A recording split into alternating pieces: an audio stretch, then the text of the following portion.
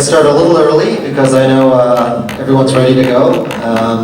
Welcome everyone. I am David Park. I am the director of the University of Ottawa Brain and Mind Research Institute, or the very awkward acronym UOBMRI. And I have the distinct honor and pleasure of being your MC for tonight.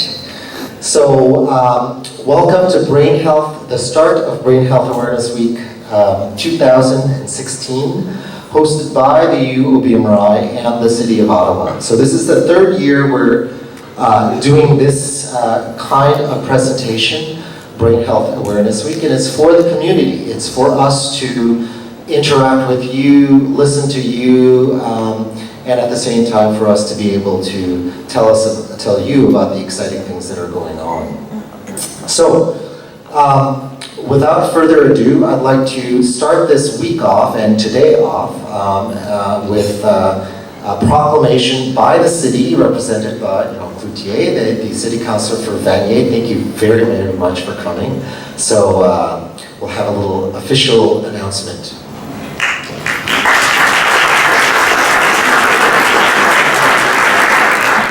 Thank you, Dr. Park. My thanks to the University of Ottawa Brain and Mind Research Institute, Dr. Park, for inviting the city, myself representing the city, to join me this evening. Welcome to the third annual Brain Health Awareness Week.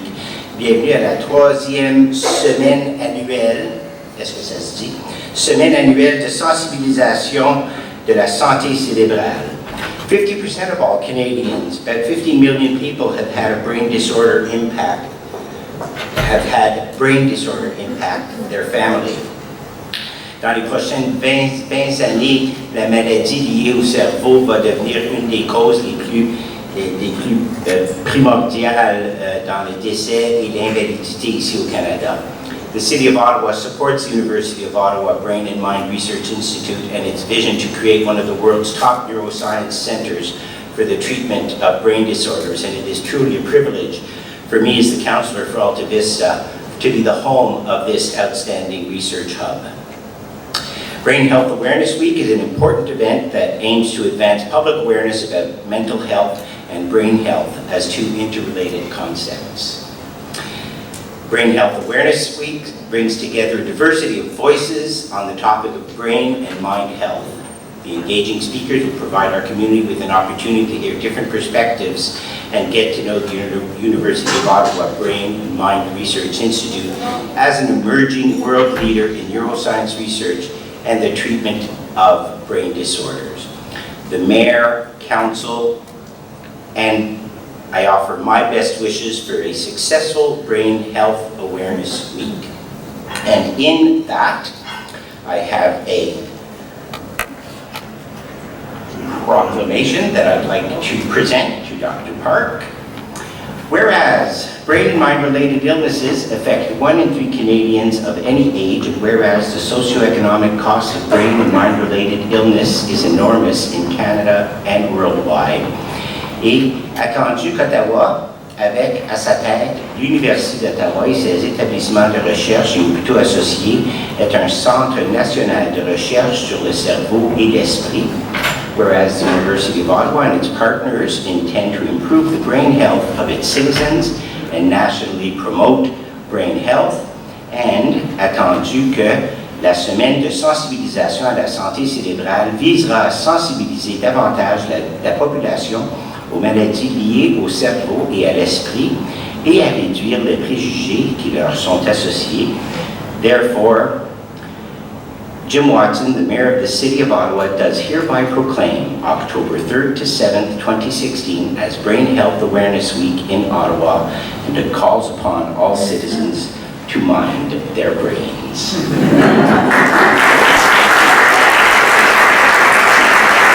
Thank you so much, Councillor Cloutier, for doing that. I hope I do a better job in emceeing than I just did, making a mistake like that. Oh, I am so embarrassed. Forgive me. So, before we begin with the program about the real reason we're here, and that is to celebrate the launch of the Academy of Mindfulness and Contemplative Practices, I wanted to just take a brief moment to tell you a little bit about the brain and mind. So some of you may know, some of you may not. I'll give you a brief synopsis and then show you a video that does much more eloquently than I ever could tell you about some of the impact that we're trying to do at the Brain and Mind, or trying to have at the Brain and Mind. So the Brain and Mind Research Institute, and there's a lot of them, is unique, I think, in two ways. So the first is that we're able to really knit together in a way that really hasn't been done before. Very, very complex institutions. 5 major academic hospitals, 6 different faculties, including things that we wouldn't necessarily think about, like the Faculty of Arts, at the University of Ottawa, and even with Carleton University, we have some strong linkages now that are being developed, all under the banner of the UOBMRI. And our main mission is to actually make impact in how you as a community view brain health, get treatments for brain health and brain disorders that you may be unfortunate to experience. And that's really our main mission. So to highlight this, we're going to show you a video. My father used to be a guy who had a lot of interpersonal skills and for whom speaking came easily. And when Parkinson's started robbing that from him, it was like a part of him was stolen. It's as if someone was controlling my functioning. At the University of Ottawa Brain and Mind Research Institute, a revolution in neuroscience fuels the day-to-day victories of our patients. Working with our partners, we help people with Parkinson's, stroke, and other conditions live the best life possible.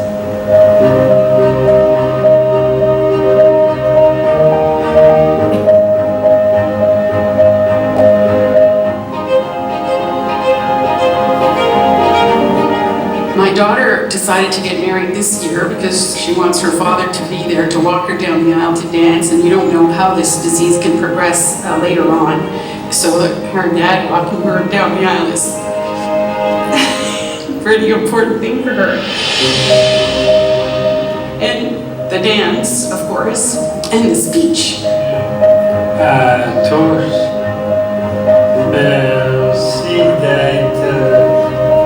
6 months ago, I'd be having a conversation in the kitchen with my dad, and he would just start falling backwards, and you'd have to catch him by the hand and bring him back.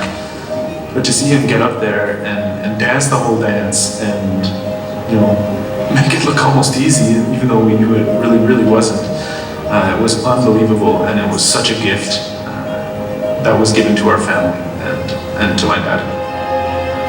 Even bigger victories are on the horizon. New treatments that offer hope for the future. I bring virtual reality into the operating room. Partway through the surgery, we give the patient virtual reality goggles and take them through a series of experiments that test their ability to control something with the activity of the brain.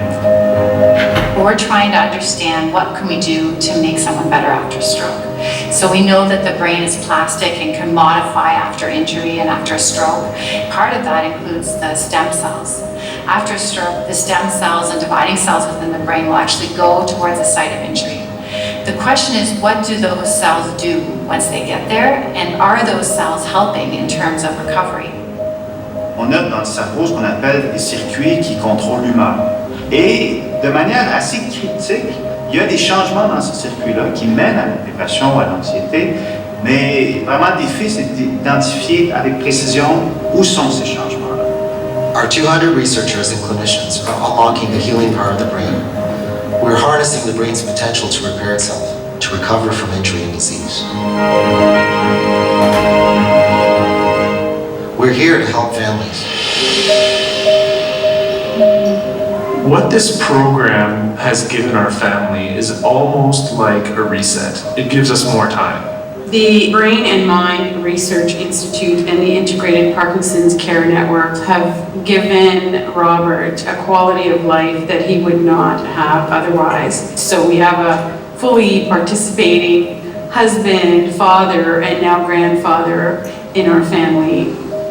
The Brain and Mind Research Institute enables trainees, researchers and clinicians to create best brain and mind care. So in supporting the Institute, you support best care.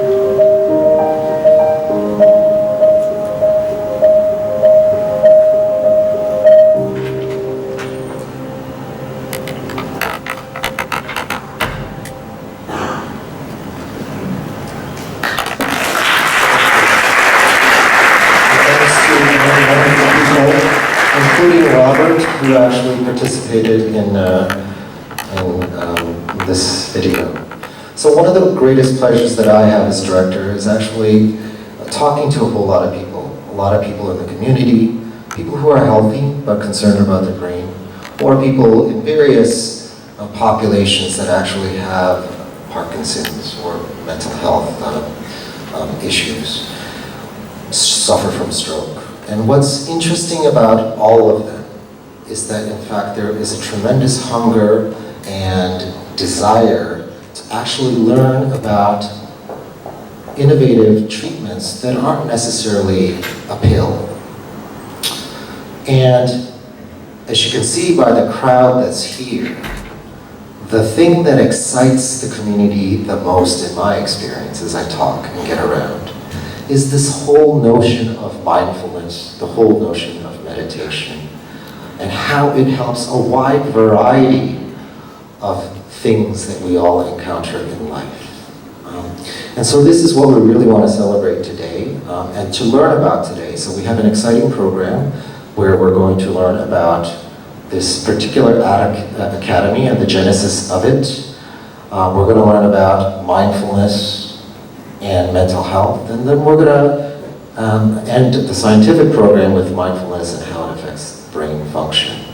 And then at the very end, we're just going to encapsulate it by having Kate Dury, who suffered from concussion injury, tell you about how this thing really changed her life. And I'll let her describe her own experiences and what an impact these practices had. So without further ado, I'd like to introduce the first speaker.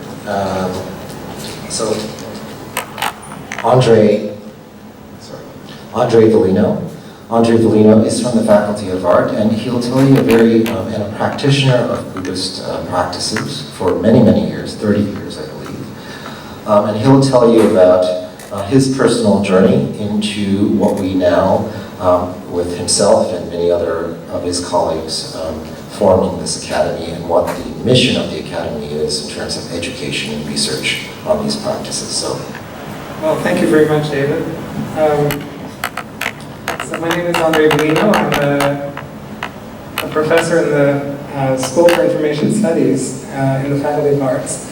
So information studies is the 21st century version of library science, in case you were wondering.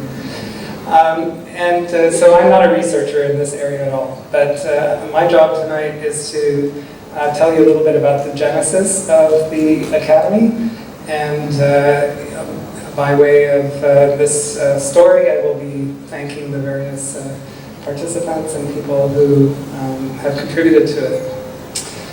So, the history that I'm about to tell you is from my point of view, and I'm going to try to pull all these different threads together. So first of all, I'm a student of the Zen master Thich Nhat Hanh, and I've been practicing mindfulness meditation for many years. And I was, and still am, friends with a Buddhist monk who lives in Perth, and he was invited by the Center for Continuing Education, which is the outward-facing and public-facing branch of the University of Ottawa that gives courses on various topics. And he was invited to give classes on meditation. And after a while, they were interested in having some classes being taught in French. Alors, comme je suis bilingue, j'ai accepté l'invitation d'enseigner la méditation en français, but I'm going to continue in English. So I started teaching meditation in this Center for Continuing Education, and one day I was Googling my own class because I couldn't remember when it was that I was supposed to be teaching. And I ran into a researcher at the University of Ottawa, namely Diana Kazuki, who's going to be telling you more later on. And it turns out that she's one of the leading researchers in mindfulness-based interventions on social anxiety disorder. And I invite you to go to Google Scholar to verify this for yourself. So I sent her an email and said, let's get together, just out of curiosity, really. And thereupon, this is some of the courses that are being taught actually at the School Center for Continuing Education. So we have Introduction to Buddhist Mindfulness Meditation, Fundamentals of Mindfulness Meditation in the Workplace, taught by Mihaela Andronik, who's here with us. Anyway, they have a number of different courses, 5 of them now. It's really quite grown from being just one course to they're now 4 or 5 courses. So, coming back to the story, Diana and I spent, I would say, 3 years on and off at coffee shops. This is the second cup at the corner of, it's on Laurier Street. And we were trying to figure out, well, how can we bring all the different kinds of things, research, practice, and interests in mindfulness meditation, which I will define for you in a minute, into one umbrella. This was the topic of our conversation. So this is as good a time as any to give you a definition of mindfulness. So some of you might know the founder of a technique called mindfulness-based stress reduction, John Kabat-Zinn. He's an American who works in Boston and who started a clinic, a pain management clinic, many years ago. And his definition is that mindfulness is awareness that arises through paying attention on purpose in the present moment, non-judgmentally, which is a very, very good definition. I like a slightly different definition that is kind of complementary. So I think both of them inform what the idea and the practice of mindfulness is. The ability to sustain a calm and concentrated awareness of the phenomena in the body and mind, such as they are in the present moment. So the common element is present moment and paying attention.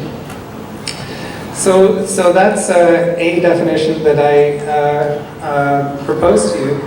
And one of the very first talks that I ever heard about mindfulness meditation was by a Zen teacher who gave me the following analogy. The mind is like a dog that runs after a bone. And every bone that is thrown up, worry, anxiety, future thinking, memories about the past, we just run after it. So the dog runs after the bone is this image of how the mind actually works most of the time. Most of the time we're anticipating the future, remembering the past. So his description of what mindfulness meditation was about was to learn how to be tiger mind, to observe, to be present with what there is. So imagine my joy when I saw the other day the following cartoon.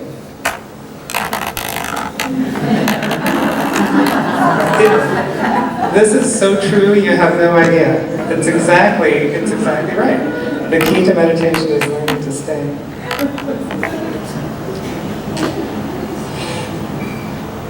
So, where were we? There's a continuing storyline here. As you probably know, if you've been reading the press or even the New York Times today, mindfulness is now in popular culture. This is a Time magazine special issue that just came out a few weeks ago, which reproduces the same picture that was on Time magazine in 2014, I think. And there's even a magazine, and I bought these 2 issues in the same corner store just a couple of weeks ago. So it's in popular culture. It's my teacher has brought it to a contemporary 21st century idea. He does calligraphies, and this says "Breathe, you are online." So it's very contemporary. It's very today. My field is information studies. I study citation analysis, I study publications, I study how to manage information and manage research data. And so I was very curious to see what the state of research was. We'll get to research in a minute. So I went to the 3 scholarly research databases to discover what the rate of growth of mindful publications on mindfulness and scholarly indexes. So, sorry about the graph, but it gives you an idea of how much it's growing. So it gives you an idea of how much it's growing, right? And I'm not sure I know how to work this thing. Anyway, it probably doesn't matter. The point is that the average annual growth rate in science generally, number of publications, is about 9%, which is pretty amazing. Imagine having a 9% per annum stock portfolio. But the average annual growth rate for mindfulness publications, now they're not very many, to be granted, only sort of a few hundred in 2009, and we're now up to 1,400. But the annual rate of growth is 39%. So there's a lot of research interest in especially medicine and brain science and so forth. So we move on now to back to the story. Meanwhile, so Diana Kazicki and I are having coffee, trying to figure out how to bring all these different interests together. But meanwhile, in the Faculty of Medicine, a number of different researchers and practitioners also came together including Heather McLean and Valerie Sanchez and Carol Gonzalez. They came together and brought mindfulness into the curriculum for medical students. So this is a sort of cut and paste from a book that Heather McLean has available. It's available for free free download from iTunes if you want to download it. Mindfulness for Medical School Residency and Beyond.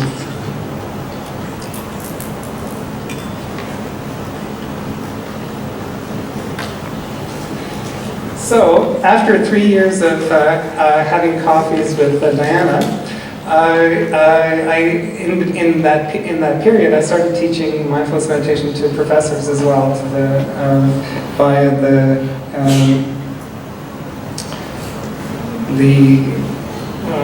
I keep forgetting what all these. It was the Center for Academic. Center for Academic Achievement. No, I've got this wrong. I'll get it back to you in a minute. And there I met a number of professors. I taught mindfulness to about 60 professors at the university. And among them was Anne Valley, who teaches in the religion department in the Faculty of Arts. And she joined us for these coffees, and quickly this idea gelled into how can we bring this all together, and a proposal that we submitted to David Parks and the Brain and Mind Research Institute. So they very generously took us under their wing and gave us an identity and an existence. Anne Valley's contribution was huge because she added to the mindfulness part a growing phenomenon in the academic literature and research centers around North America called contemplative studies. So contemplative studies now is a much broader umbrella that includes studies of consciousness, philosophy, mysticism studies, neuroscience, religious studies, and so on. So we now have this broad tent and this broad umbrella that includes neuroscience but also other kinds of activities and research in other fields. So the mind and brain. Oh yes, and the other thing is that Anne very astutely decided it was about time we actually did something pedagogically. Because indeed contemplative studies includes contemplative pedagogy, like teaching contemplatively, as opposed to giving lectures with PowerPoints. We're experimenting in January 2017 with a first-year undergraduate course. So imagine 50 18-year-old students coming to this class on mindfulness, contemplation, and the search for meaning. This will be very interesting. It's the class is full, and we have a good plan for the curriculum. We're intending to do both first-person practice of mindfulness practice, contemplative practices, but also third-person studying of like what were contemplative practices in ancient Greece and other cultures and other religions and so on. So it's all very, very exciting. So here we are at the Brain and Mind Research Institute, and thank you, David, for taking us under your umbrella. You're very, very welcome. We're very new. We're only just kind of starting up, really. And so we came up with this mission for the Academy. Basically, everything that I've told you so far. Training, research, teaching, contemplative pedagogy, and also outreach to the community. So those are the four pillars of our mission. It's going to change, obviously. We're new, things are in flux, but we succeeded in getting developing a website, and we have communication. So we have a Twitter account, we have a bilingual website, we have an email address, and to preempt the question, I've had this several times by email so far. What can we do to help? The answer is we're not sure. But the general intent is to foster mindfulness in research at the University of Ottawa for researchers to come together. So if you're a researcher and you're doing something that we need to know about, please let us know. I know that health sciences are doing things like research on contemplation and mindfulness in the context of palliative care. I know that there are other things that I don't know about. I'm sure that St. Paul's has programs that I'm not aware of. So it's just at the beginning, and this is us. And I had a million more things I wanted to say, but I think I should probably leave it at that. And thank you. Oh yes, I did want to say that one of our first real event, other than the inaugural today, is probably going to be around the 20th of April 2017. We've invited a renowned psychiatrist in the field of mindfulness-based cognitive therapy, Zindel Siegel from the University of Toronto, or from Toronto anyway. And we're going to have a research day. So if you have theses, you're doing research in this area, you're part of the University of Ottawa Contemplative Mindfulness Community, this is your home. Thank you very much.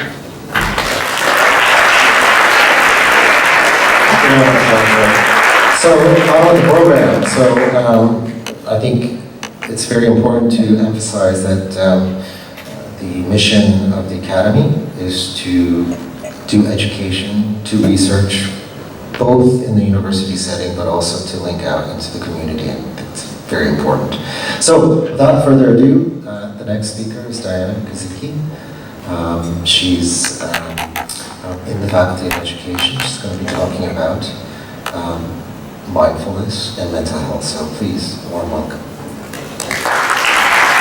Good evening, everyone, and I'm really pleased to see you all here. We were very impressed with how many people registered for this event, and I think that this speaks to how popular and mindfulness is, and how the interest in mindfulness and contemplative practices. Just one question: how many of you know about mindfulness meditation? Oh, okay. So this is pretty basic stuff that I'm going to go over. So you may be familiar with a lot of this. Okay, so meditation is a mind-body awareness practice that focuses on the interaction between the mind, the body, brain, and behavior. And meditation has a really long history of use in healthcare for treating stress and stress-related disorders, and to promote overall health and well-being. There are many, many, many different types of meditative practices, some of which are rooted in spiritual traditions.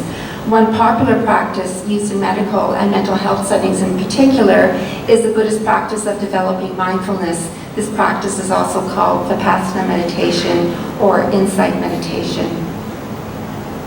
So according to Buddhist tradition, when we are mindful, we are using our attention wisely and seeing things clearly so the mind does not cause more suffering for itself. And Richard Davidson, who's a contemplative neuroscientist, defines mindfulness as a way of taking responsibility for your own mind. So intensive training in mindfulness is the core feature of two prominent interventions. The best known and most well-researched intervention is mindfulness-based stress reduction, which was developed by John Kabat-Zinn and colleagues almost 40 years ago. This program was inspired by Buddhist theory and practice, but secularized in order to make it more accessible to the general population. MBSR was originally designed as a psychoeducational program to help people cope with the stress of chronic illness, although in recent years it has been evaluated in many different clinical populations, including those people suffering mental health problems. And also MBSR is now being used in other contexts, such as the educational settings, the workplace, prisons, and even the military. Mindfulness-based cognitive therapy was developed by psychologists from the UK and Canada and is an adapted version of MBSR that includes elements of cognitive therapy, which is a mainstream psychological intervention for depression that focuses on the relationship between thoughts and feelings. And this intervention was specifically designed as a preventive intervention for depression recurrence and relapse, but it also is being currently investigated for other mental health problems. So these interventions are 8-week programs that include a psychoeducational component, discussion of specific themes, and intensive training in mindfulness. And the mindfulness practices include concentration meditations where one directs their attention on a chosen object, in this case the breath, and awareness meditation, which allows attention to move from one object to another, and which explore all experiences with care and precision. In addition to these formal meditation practices, participants are asked to engage in informal meditation where they bring mindfulness to their daily activities. So the central components of mindfulness-based interventions include the ability to regulate one's attention, to keep it on the immediate experience, to approach moment-to-moment experiences with acceptance and suspension of judgment, irrespective of whether these experiences are positive or negative, and to become very familiar with the landscape of our own minds through careful and systematic self-observation and inquiry.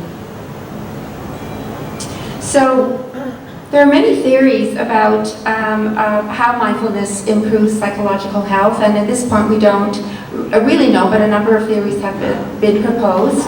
One of them is that mindfulness enhances awareness and disengagement of negative thinking.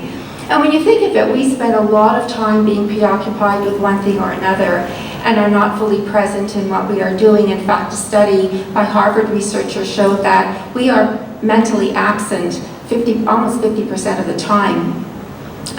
So just think about the last time you drove home and you didn't remember the trip at all. So when we are in automatic pilot, it looks like the body is doing one thing, but the mind is doing another thing, and this is what this cartoon depicts. And I think we can all relate to doing this from time to time. But being an automatic pilot can be problematic for psychological health if we get entangled in habitual patterns of negative thinking and reacting, and we're not aware that this is happening. So mindfulness teaches us to notice when our minds have moved away from the present moment, to disengage from thoughts and feelings that pull us out of the present moment, to intentionally direct and steady our awareness on the immediate experience. And basically what this technique is doing is to teach us better attentional control, so we can decide where we will direct our attention. Another explanation for the beneficial effects of mindfulness training on psychological health is that it enhances emotional and cognitive flexibility. Rather than suppressing or avoiding painful experiences, mindfulness helps us to recognize and to hold these experiences in awareness, but without getting caught or swept away by them, by our reactions. So we develop a sort of non-reactivity to our experiences. And this allows us to accept the ups and downs of life with greater equanimity and to respond more wisely and more adaptively to our experiences and to our situations. Mindful training also teaches us to recognize that all experiences, whether they are thoughts, emotions, or unpleasant physical sensations, are really transitory events that don't have any inherent meaning and they don't define who we are. One analogy is just seeing these thoughts or emotions as just clouds passing in the sky. So if somebody has a thought, I'm inadequate, he or she would note this is thinking or this is negative thinking, but not buy into the thought because it's not based on reality. And this process to identify from automatic self-judgments and thoughts allows for clear-sightedness and a greater sense of manageability in one's life. A third explanation is that the non-judgmental element of the practice of mindfulness allows us to respond with a kindness and understanding towards ourselves rather than with harsh self-criticism, especially in the face of difficulty, a failure, and disappointment. And the cultivation of self-compassion in the face of adversity is really important because there's a lot of research evidence showing that people who have high levels of self-compassion have better mental health. They have a greater sense of social connectedness, and they're less likely to respond in an activated way to stress. In addition, self-compassion helps us to develop much more realistic appraisals of ourselves and accept ourselves as we are, so accepting our shortcomings.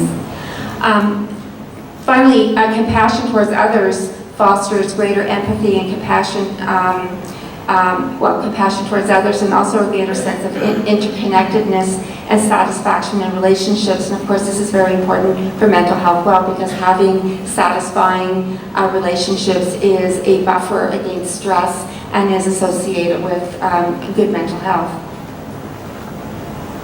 So what is the evidence that mindfulness works to improve mental health? If we look at psychiatric populations, there's really good evidence that mindfulness-based cognitive therapy is effective for a depression relapse. In fact, it can reduce depression by 50% in people who've had 3 or more episodes of depression. And it is considered a first-line therapy for depression in several treatment guidelines. The effects of mindfulness training on other psychiatric populations is less clear, and the research is still very preliminary, but there are some promising findings that mindfulness-based stress reduction or mindfulness-based cognitive therapy can decrease symptoms of an active depression, ADHD, anxiety disorders, binge eating disorders, bipolar disorder, PTSD, substance use disorders, and there's probably other disorders that are not on this list. I'm doing research with social anxiety disorder, and we have some very promising data suggesting that this might be an effective treatment for people who present with this disorder. When we look at people with chronic medical conditions, there's good evidence that mindfulness-based stress reduction improves mental health outcomes like anxiety, depression, and stress, and also quality of life in patients with various chronic illnesses and with chronic pain. And when we look at brain-related disorders, there is preliminary and encouraging evidence that MBSR may improve well-being and functioning in post-stroke, multiple sclerosis, Parkinson's disease, and post-concussion syndrome. If we look at non-clinical populations, so sort of like a general population, there's good evidence that MBSR reduces stress, depression, anxiety, and distress in healthcare professionals who are at particularly high risk for developing burnout and stress-related disorders, for educators who are also at high risk for burnout, employees, and also university students. And again, there's some interesting preliminary data that these interventions can improve mental health outcomes in family givers of dementia patients. Again, another group of people who are particularly high risk for developing stress and stress-related disorders, and that it can improve pre- and postnatal well-being in women. So I just want to end my talk with this quote by John Kabat-Zinn, that mindfulness is not the answer for all life's problems, so it's certainly not a panacea. Rather, it is that all life's problems can be seen more clearly through the lens of a clear mind. Thank you.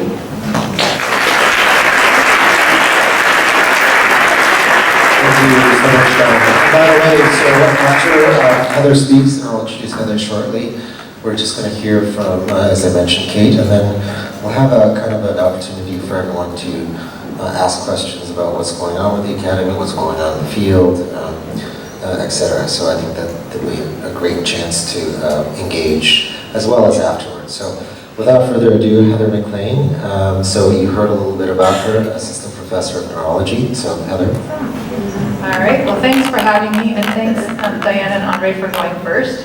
That paves my way nicely. So as I mentioned, I'm a neurologist, and I'm going to be talking to you for the next 10, 12 minutes, just a little bit about how mindfulness changes the brain.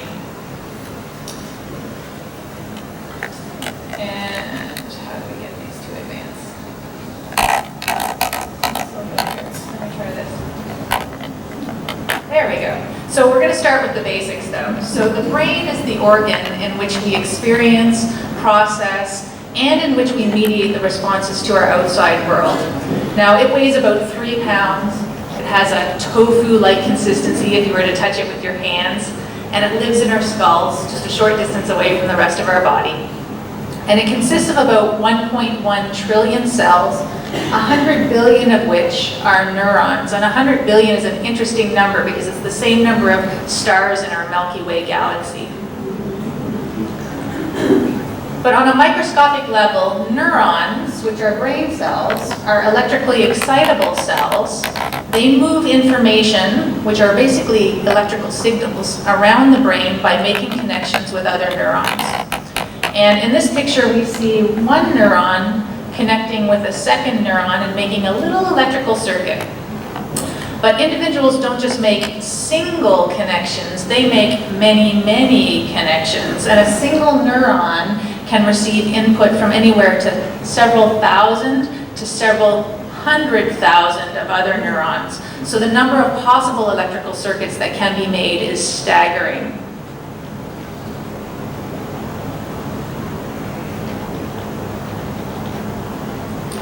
But the brain is a learning organ. It's constantly changing.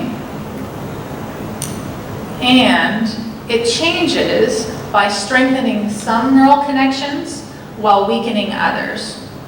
And there's an old saying, when neurons fire together, they wire together. And a good analogy is this.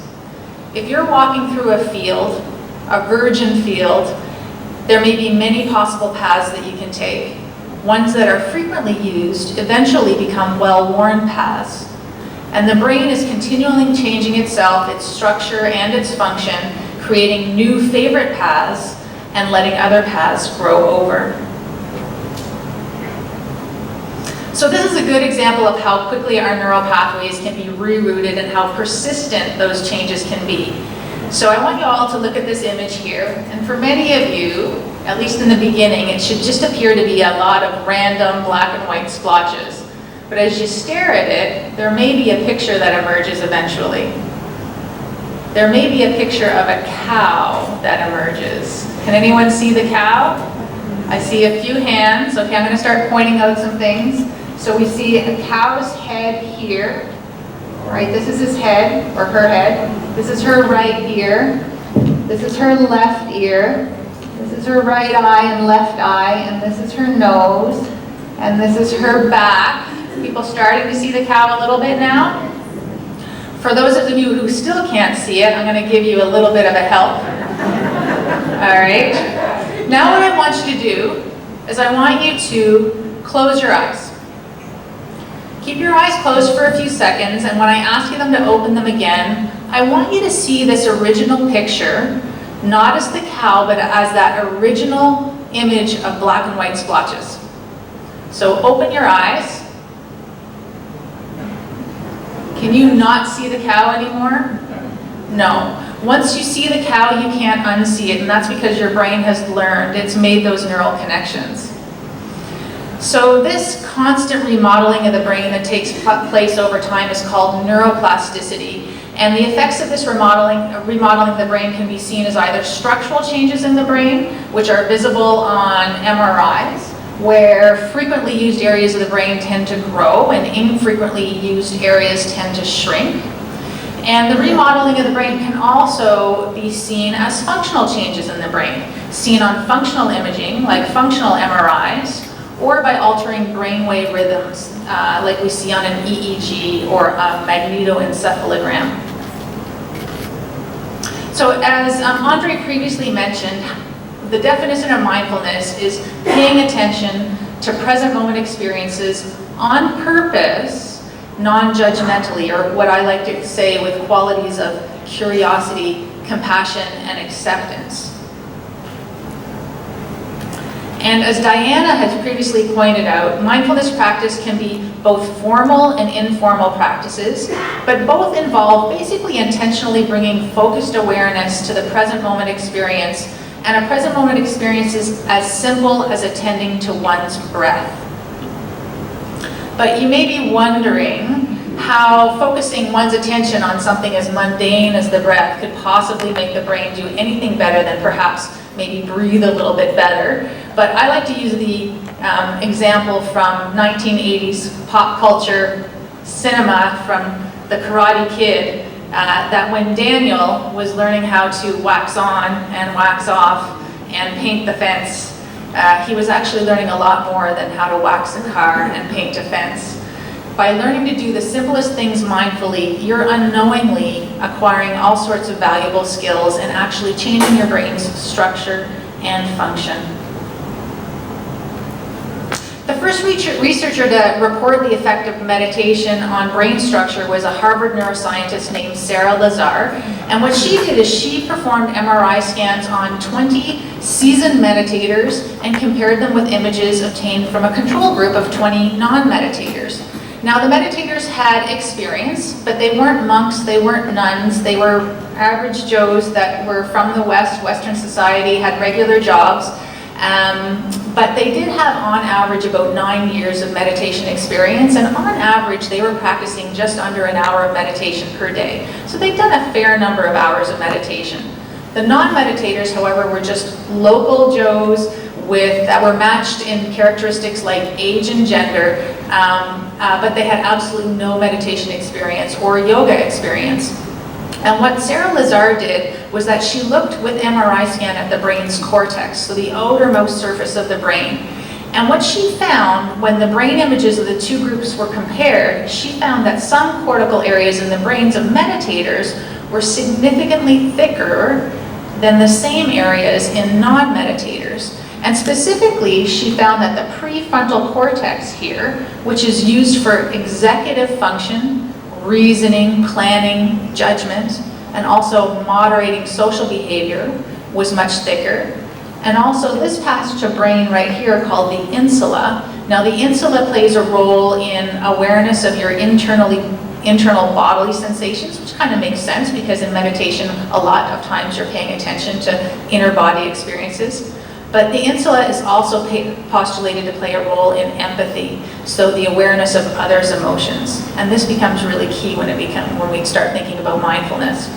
And what was interesting too about Sarah Lazar's research is that we all know that our brain atrophies with age. Our cortex actually shrinks. It's kind of sad, but it does. But in Lazar's meditating subjects, these enlarged areas were the same thickness as those same areas that were measured in the non-practitioners, but 20 years younger. So there may be a little benefit in terms of protecting your brain over time to the effects of aging. But not all areas of the brain grow with mindfulness practice. Some actually shrink, like the amygdala, which is essentially our biological air raid siren in our brain that mediates our stress responses. And in this study, in healthy but stressed participants that were undergoing an 8-week mindfulness-based stress reduction training course, in as little as 8 weeks, their amygdalas shrank in size as seen on the MRI scan. But more importantly, this shrinkage was actually associated with a significant decrease in perceived stress. So not only are we seeing these changes in the brain, we're seeing that people are actually feeling better as a result. And in a recent meta-analysis looking at 21 separate studies involving 300 meditators, no less than 8 areas of the brain were consistently found to be changed as a result of meditation. And these includes parts of our brain that are responsible for things like executive function, body awareness, empathy, memory, attention, self-regulation, the connection between our two hemispheres, and the connections within our hemispheres. But changes in the brain aren't just structural, they're functional as well. And in this study by a researcher named Catherine Kerr, she was looking at brain waves, specifically the nice, regular alpha rhythm brainwave that we often have when we're relaxed. And what she found is that when we're meditating and we're concentrating on a specific body part, say for instance our right thumb, what happens when we meditate is the alpha brain waves over the homologous area of our brain actually decrease in amplitude. All right, they get smaller, the waves get smaller. But by decreasing the amplitude of our waves, it actually allows our brain to feel the sensations from that body part even more. Conversely, if we're not concentrating on a specific body part, our brain waves are very high in amplitude. And this high amplitude alpha rhythm allows us to edit out sensations from our conscious awareness. So that when we're concentrating on our right thumb, we're only feeling sensations from our right thumb, and we're not being bombarded by all the other information from our other body parts.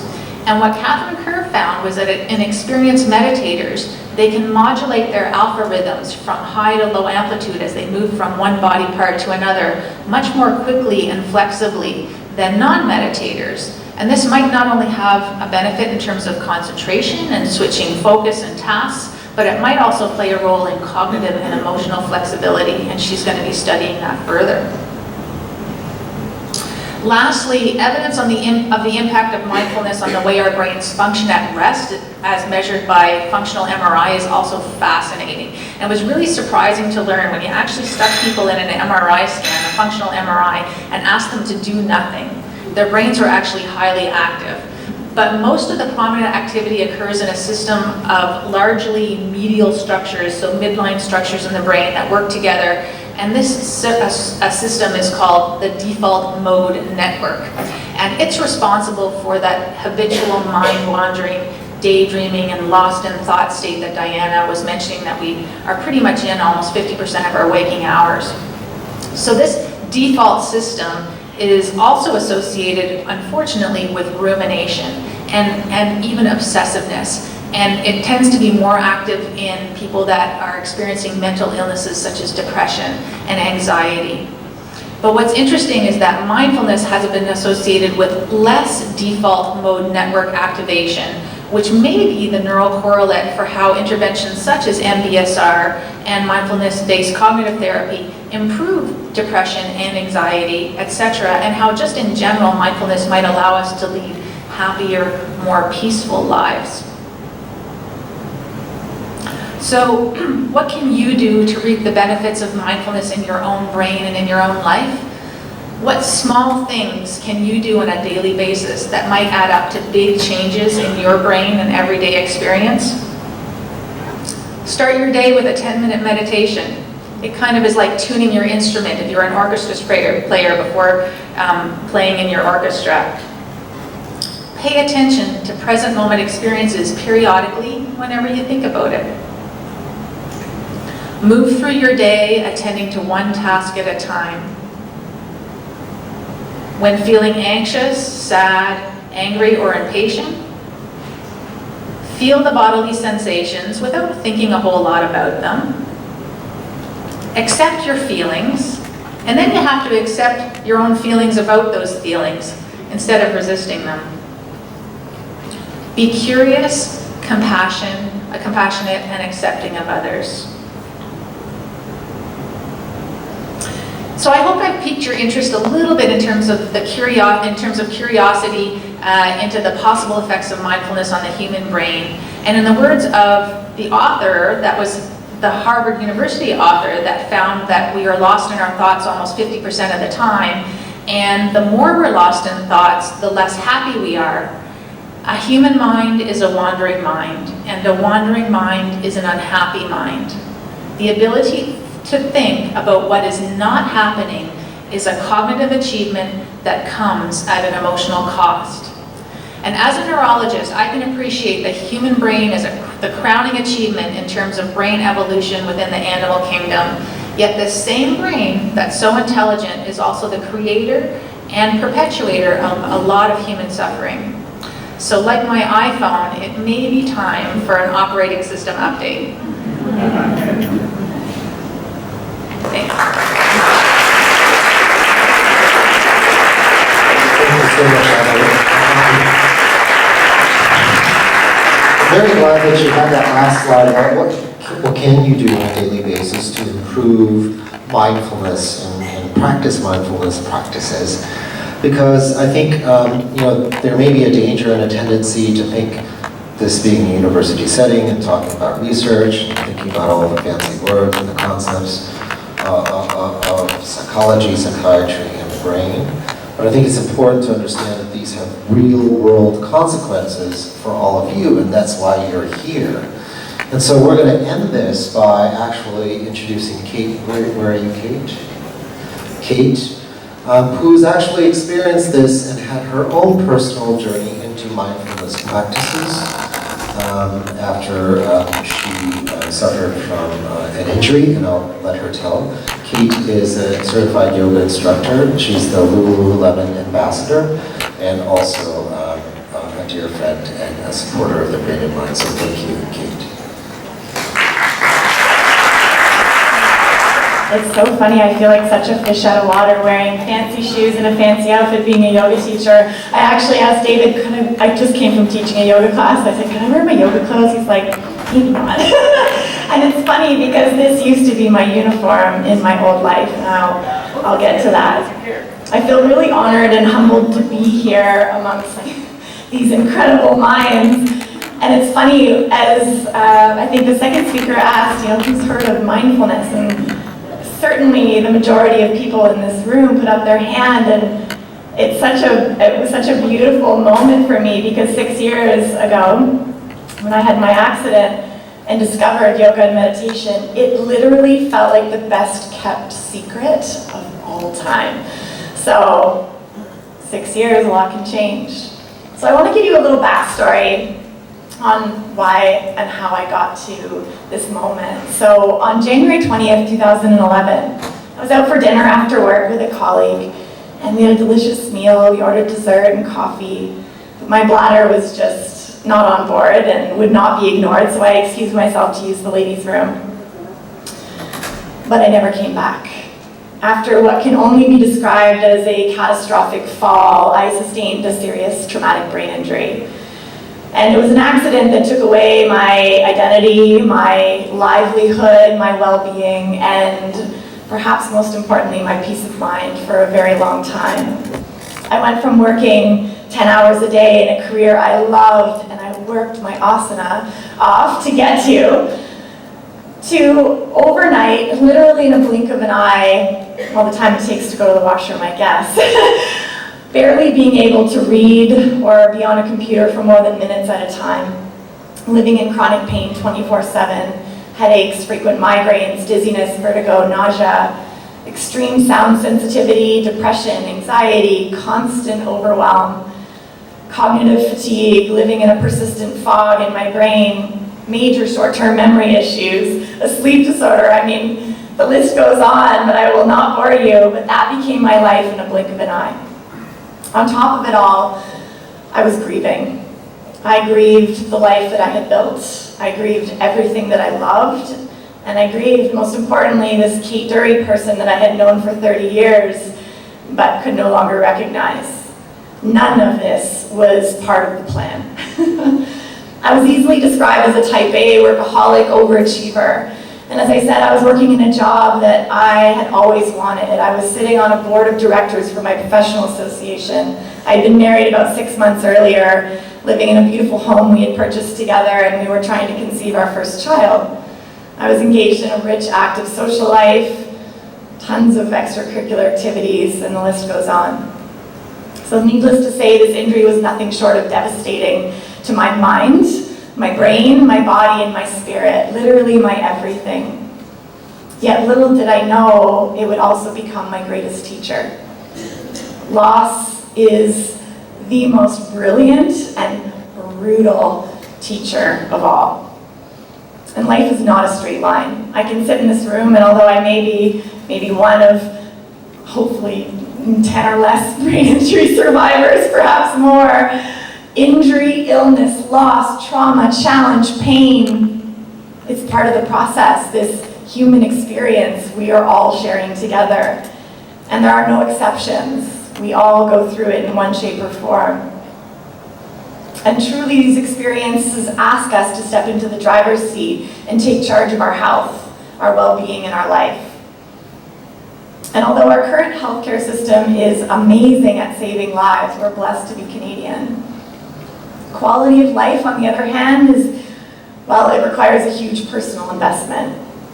A deep investment in the most important and valuable asset we all have, ourself, our whole self, our body, our mind, our soul. So fast forward nearly 6 years since that dark day on January 20th.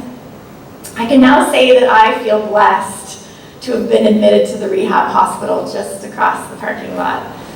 Although it took me years to fully appreciate this, looking back, I can now see that the months I spent there served as a massive catalyst for this new path that I'm on. And it's a path not only about surviving brain injury, but thriving in spite of it, and perhaps because of it. Not only recovering from a brain injury, but also cultivating resilience, compassion, and peace of mind, which the speakers spoke to so beautifully. But let me be abundantly clear. This requires a huge personal investment. It is something I work on every single day, as mindfully as I can. Which means, as we've learned, and I'm so grateful they did such a wonderful job explaining mindfulness, because in 10 minutes I certainly couldn't say everything I wanted to. But what this means is that I work on it moment to moment. I work on this on purpose, in the present moment, and non-judgmentally, which I equally agree is more about curiosity and kindness and acceptance. This is anything but passive. It requires active, intentional daily practice, capital P practice, to manage the symptoms, to help accept new limitations, and to continue healing and strengthening and rewiring my brain, all of our brains, while cultivating connection in this deep sense of meaning which I craved so deeply in my life and had been ripped from my hands. So how do I do all this big capital P practice? Well, it's probably pretty obvious at this point. I found yoga and meditation.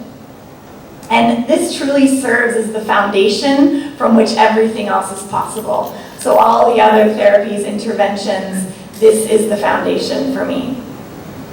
And to be clear, sometimes when I talk about this stuff, I tend to gloss over the countless doctors and therapists and healthcare professionals that literally saved my life and got me to the point where I can functionally stand here and address all of you. So I would not be here today without them, but it's not why I'm here to speak today. Each of those people play a role, but then there's yoga and meditation. And unlike many traditional therapeutic tools, yoga and meditation get stronger and more effective with time. And once learned, it's a tool you can use on yourself, apply it to yourself on demand, nearly anywhere in your life at any time, which is incredibly empowering, which is exactly what someone needs when they're suffering such a mega loss as a brain injury.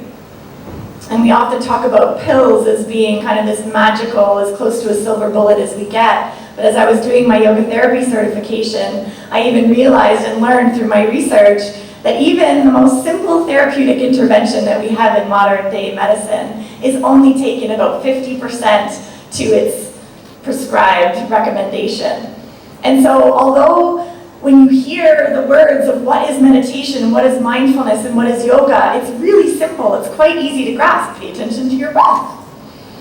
But let's be clear, it is anything but easy. Simple, yes. Easy, no. It takes an incredible amount of practice, and that requires our active involvement. So practicing yoga and meditation literally helped bring me back to life, but it's the combination of my personal practice and actually teaching yoga that I believe helped me heal my brain and bring back my life every day. For context, I did not practice yoga before the accident, and I had never meditated. Going back briefly to my time in the rehab hospital, my injuries were preventing me from doing my typical form of activity. I was a very active person, kind of the CrossFit boot camp, long distance running, pound, pound, pound. Could not do that. My brain was so sensitive. But physio wasn't quite cutting it, and the stationary bike wasn't really doing what I had hoped. I just needed that sense of doing something. And so there's this little quiet voice in my head that kept whispering, yoga. I'm like, what is that? Yoga? Like, isn't that that boring thing where you sit in a room and chant and do things? But for some divine reason, I listened to that little voice for the first time ever. And I'd also like to give huge credence to a very special speech language therapist who was treating me in the rehab hospital, who very subtly, inconspicuously started integrating little meditation practices into our therapy sessions, and I think that may have been what really opened the door for me. So all that to say, I ended up getting permission to leave the rehab hospital and get in a cab, couldn't drive, and I would take a cab to a gentle yoga, mostly restorative yoga class because I wasn't very physically mobile yet at that point. So all that to say is that something transformative began to happen. Yoga and meditation started to heal me in the most unexpected ways, in ways that I could have never imagined, and I still struggle to explain. And I'd like to share a quote that I really feel helps articulate this, and it's by Pattabhi Jois. He's one of the grandfathers of yoga, and he's defined yoga, which is capital Y yoga, which ultimately is meditation, yoga, asana, the physical practice being the small part of that. But that yoga is only 1% theory. The other 99%, any guesses? Practice. So you can listen to these beautiful words, you can read every book in the world, and you will never understand or experience the benefits until you just practice. And so ultimately, I don't need to sit here and explain it, I just need to crack open enough of a little window in each of your hearts and each of your minds to go out and experience it firsthand for yourself. So yoga and meditation truly helped me transform my physical healing on every level. I went from being not even able to properly walk to, well, now I'm a quite practiced, balanced human being and can stand on one foot with my eyes closed. So physical healing, absolutely, but that was kind of the obvious part. What really surprised me was that aha moment was the emotional healing. All of a sudden, the mood started to lift. All of a sudden, clarity started to set in. Calmness, if any brain injury survivors in the room, the irritability started to calm. And the cognitive healing became unquestionable. And I'll get to that in a little bit. But ultimately, yoga brought me home, and it infused me with hope that I had lost. It's transformatively empowering. And months of these little gentle yoga practices turned into years, and it became undeniable. There's magic in these practices. Plain and simple, yoga heals on every level because it heals the whole person. And fast forward a little bit, I just eventually knew I had to figure out a way to share this magical thing. That part took a long time. My family interventioned me twice, said I wasn't ready to take the yoga training. They were right. But breath by breath, step by step, moment by moment, I managed to make my way through my first 200-hour yoga teacher training. And the process of both practicing as a yogi, but then learning how to teach it, as it turns out, literally embodies neuroplasticity principles. And neuroplasticity quickly became my favorite topic in the world, combined with mindfulness. So to see it combined here in this beautiful institution, it touches me on every single level there is. And so year after year, I kept learning about the link between yoga and meditation, yoga and mindfulness, mindfulness and meditation, and all of that with brain health and neuroplasticity. And I started applying these principles into my classes. And through this process, I actually became my own case study, proving that it works, and proving that it's a lot of work. But as the saying goes, nobody said it would be easy. They just promised it would be worth it. And I couldn't agree more. Loving, consistent, mindful discipline, one breath, one moment, one intentional choice at a time, changed my life, brought me back to life. And when I look back, I can barely recognize that person sitting on her yoga mat those early days. And then fast forward a couple of years, I can barely recognize the teacher who was sitting there trying to guide a class for the first time. It literally took me days to schedule and design and cultivate a 60-minute yoga class, days. I would write down every single pose, every cue, every transition, every word that I would speak because I couldn't remember them on my own. And I would teach from my mat and I would grip to my book and I would read every word, every single line. Teaching one class a week literally took every ounce of energy and brain power I had. Left me completely depleted. But as we joked in the rehab hospital, the word pace is not a 4-letter word. It was the slow but sure, that tortoise in the hare, that really annoying analogy that truly turned one class at a time to now 10 classes that I teach a week. I can barely say that without crying. Okay, I am crying. I'm totally fine with the public cry as well practiced. So, turns out yoga and meditation, practicing and teaching, is literally the greatest brain workout of all time. It reconnected me with myself, my inner truth, my peace of mind, and a deep sense of meaning. And to me, it spells peace and possibility. I literally got those 2 words tattooed on my feet to remind myself that peace is always possible.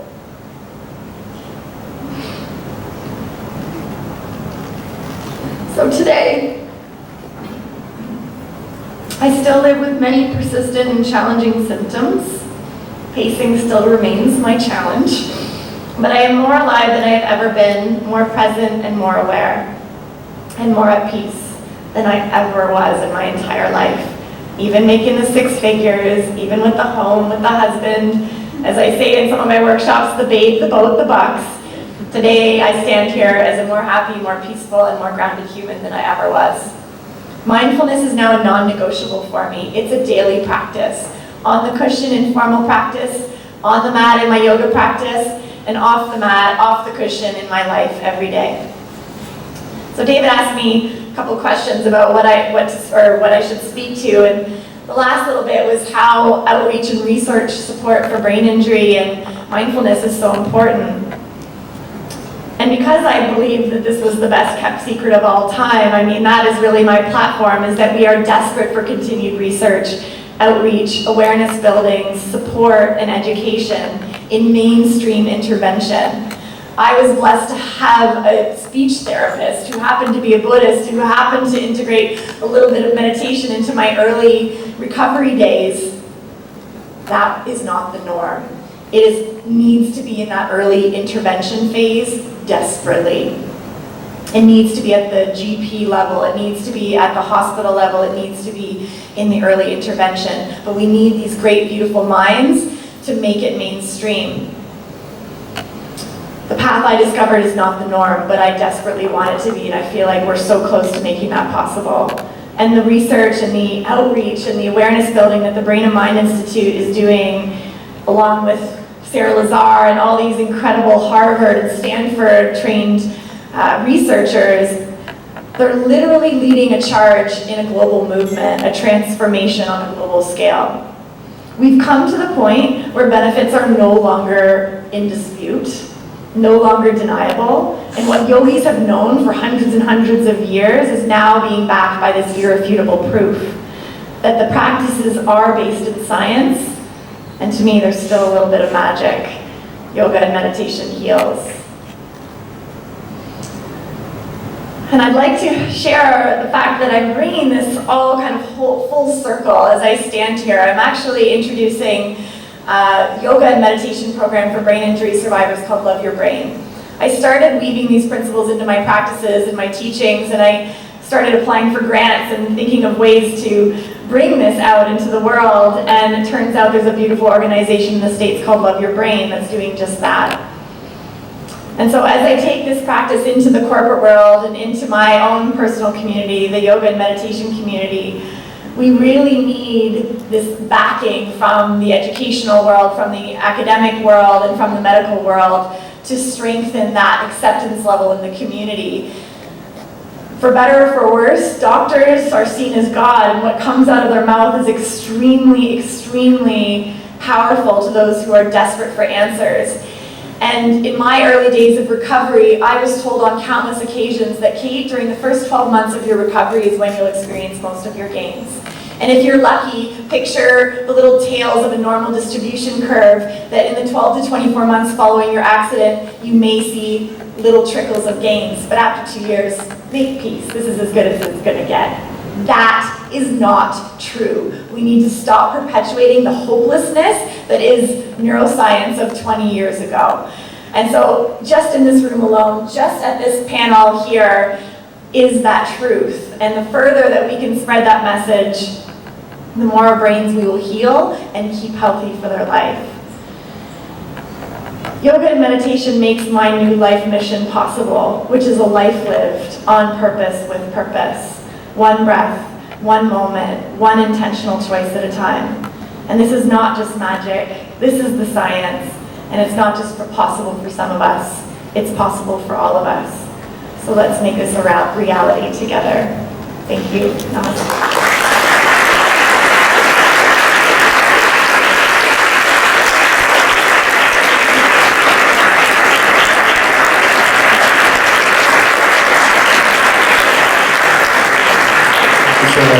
Vicky is an amazing person who's gone through an amazing journey. She's also not only practitioner of what she just said, but also she's an important member of the concussion injury group, which is now going to this week speak on Thursday.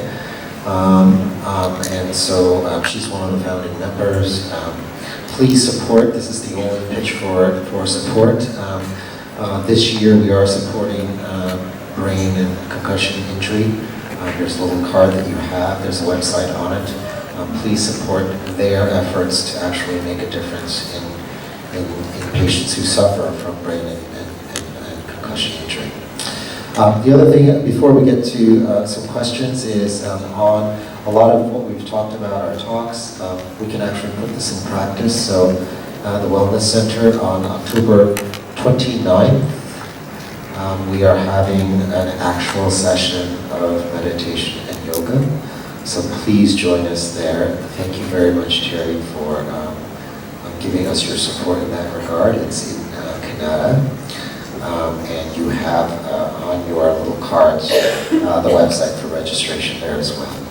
So thank you. I know we went a little bit over time. I apologize for that, but I would like the opportunity to open it up for any of you who have questions for our panelists who spoke from the Academy, and also Kate, who did such a wonderful job of describing her journey. So, unfortunately, we don't have a mic, so you'll have to speak loudly. Hey, thank you very much. I'm also working with concussion. Do you offer classes? Sign up for it, get your name called over or something? Yes, please. My website is myname.com. Spell your last name, please. E-U-R-I-T.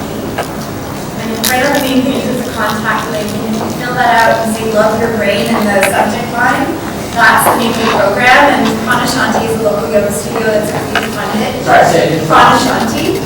It's the name of yoga studio here. And program is a yes, Prana, Prana, and then Shanti, S-H-A-N-T-I. It means breath and peace, actually, by Sanskrit words. And it's a 6-week yoga and meditation program that's free for brain injury and concussion survivors. And I'm right now recruiting the teachers for that and getting them trained up. So it's a really exciting offering as a concussion survivor. In the back there, I guess.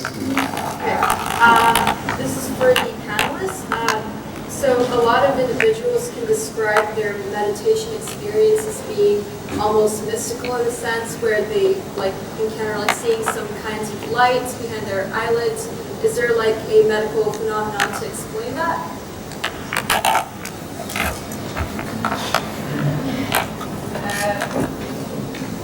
short answer is I don't know. I think the question was some people that are meditating can sometimes see some mystical phenomena like seeing lights behind their eyelids, and is there a neurologic reason for it? And I'm not sure, but it could be studied. Throw up front.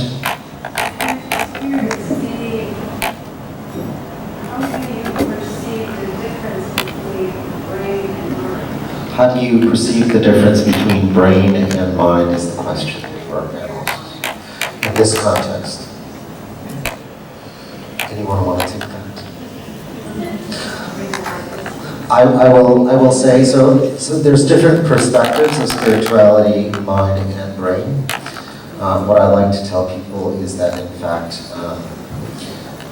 the physical brain for me, and this is only my perspective, the physical brain is the lens through which you can experience other aspects of mindfulness and, more importantly, spirituality. So for me, if we didn't have a properly functioning lens, the brain, it would be very difficult to understand the concepts of spirituality, which emanate into it. Did I do that correctly? And also too, the mind can change the brain, right? I mean, mindfulness training can change the brain. So it's a mind activity, not a brain activity, but it's something that is changing the brain. In the back? So I'm also getting a concussion pain in a solid way, so I'm using stage. But it's all good because I'm a public servant on leave right now. I was working very hard to bring my friends into public service, which is certainly a place where there could benefit. So I apologize, I missed the early part of the panel, but I'm wondering if this group could somehow help support that type of activity, advocacy, participation, what types they can offer. And secondly, also kind of related to the question that was asked over here, which was the, some of the phenomena that people experience during meditation. And certainly one is swaying. You probably all experienced it. I'm sure a lot of people here have experienced it. I don't know if there's any scientific explanation for some of the swaying processes. Thank you. So the first question was about whether or not the Academy is interested in promoting mindfulness practices, and I think that the answer is a resounding yes, but maybe one of the panelists could amplify that. Oh, well, absolutely.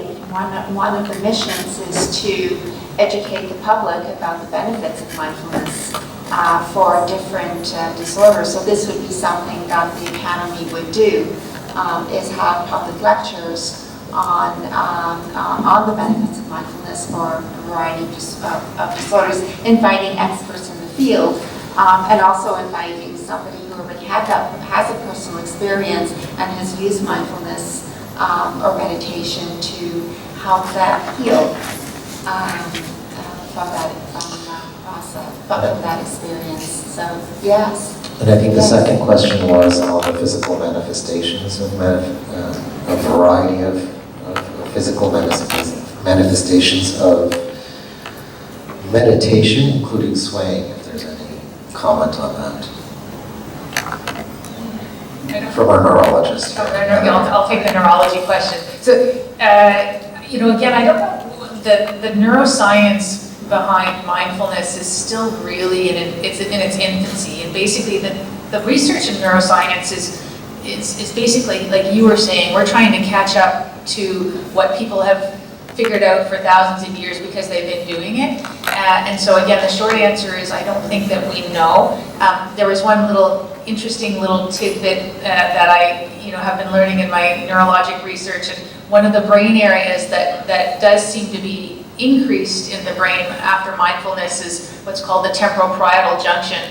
And what's really interesting about that is, the brain can produce bizarre symptoms and bizarre experiences, and one of which that literally can be produced by this part of the brain is an out-of-body experience where you feel like you're looking at yourself from outside if that part of the brain is not functioning optimally, and or say functioning, the function is decreased or say maybe shrinking, and it may be that things like that, we may be finding neurologic reasons for some of these really interesting phenomena, but the science is so early that we have a long way to go. Up front here. The question is about how mindfulness could how would we defeat addiction control? Would mindfulness be able to help in? So the question is, can mindfulness help with addiction control? There's some studies that have looked at the efficacy of mindfulness in different substance disorders. As I said in my slide, the evidence is still preliminary. There's some promising results, but we don't know for sure. But we need to do more research in order to really definitively say that this type of intervention works for this particular disorder, so that physicians would prescribe these interventions more readily. But there certainly is some promising preliminary data that it can help substance use problems. Maybe one last question in the back.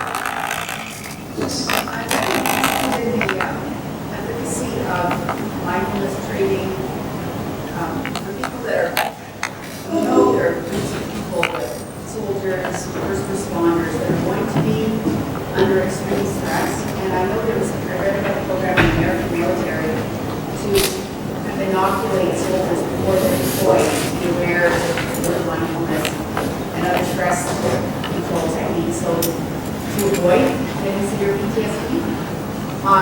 And that sounded really wonderful, as opposed to trying to pick up the pieces afterwards. And I'm just wondering, the research on that and how much more effective is the awareness and coping skills, as opposed to trying to pick up the pieces afterwards. If there's any research on that yet, and where that's going. So, It's really super valuable. Yeah, the military. Sorry if you don't mind. So the question was, mindfulness practices, particularly in people who experience severe levels of stress, like first responders, soldiers, is training prior to that experience going to help in lessening the symptoms of anxiety and stress that they might experience during war or first responding activity, I think is how I summarize it. That's correct. Yeah, so there's a lot of interest in using these interventions as a preventive intervention, so preventing illnesses from emerging, especially following exposure to a traumatic stressor. So in the U.S., there has been a lot of interest training people in the military to learn mindfulness skills. And there's one study that was published in a really high-level journal that showed that mindfulness training, and I think it was people in boot camp. I'm not in the military, so I don't know what the correct words are. But anyways, they found that people who were trained in mindfulness, they showed lower levels of stress reactivity during different stressors to quite a significant degree. So that was a very interesting finding, that they need to do more research to replicate these findings, because one study is not enough for us to conclude. But Andre and I were having a conversation about mindfulness in the military, because it's so different, when you think of the origins of mindfulness and the Buddhist practice and of compassion and peace and love, and I think what you were saying. Yeah. So I feel like I have to speak my piece here as a Buddhist practitioner. From the point of view of Buddhism, mindfulness is one of several components that contribute to a lifestyle practice. And it's a very useful tool, and it's very beneficial, and I strongly recommend it. But not necessarily without the other pieces. So if you want to practice mindfulness to become a better bank robber, you can probably do that, but you're going to come home at night feeling regret, remorse, you're not going to die happy, and it's probably not good for your brain. So it's part of something, but and it's a useful practice to do, but it comes also with an ethical component from the Buddhist point of view. So not harming others, speaking with kindness, not killing people, not killing animals, not harming generally. These kinds of ethical frameworks really contribute to mindfulness, and mindfulness contributes to them.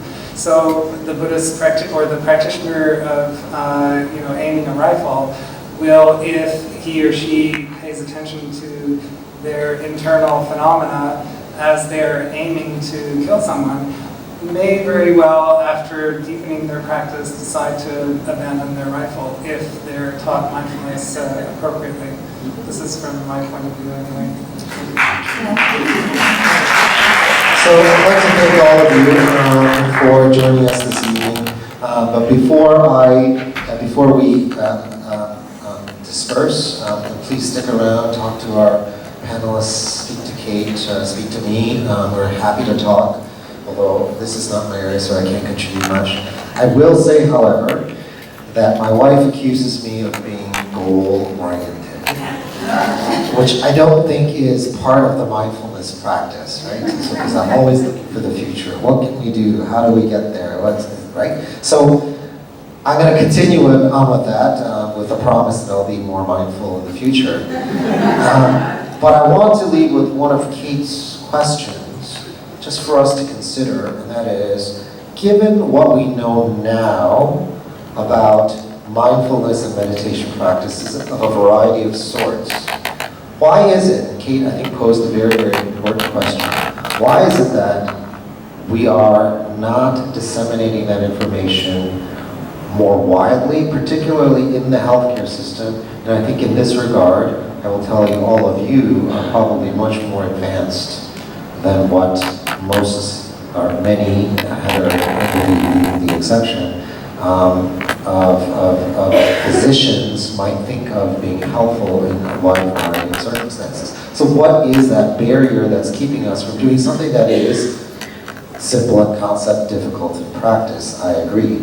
And is that, with never minding all the information and the data that you presented, how good is that data? How robust is that data? And what is it going to take to either show that it works, or if it's already shown that it works, what is it going to take for us to actually be able to make a difference in how this practice enables change in patients' lives? So I think I want to leave it there, because I think that's an important mission of what we want to do, certainly in the Brain and Minds, to make a difference, but also with the academies to go out there and try and figure out how to do this, how to change the system. And we welcome any input, we welcome your support and your criticisms. So thank you so much for the evening. Drive home safely. Maybe we'll see you at other evenings.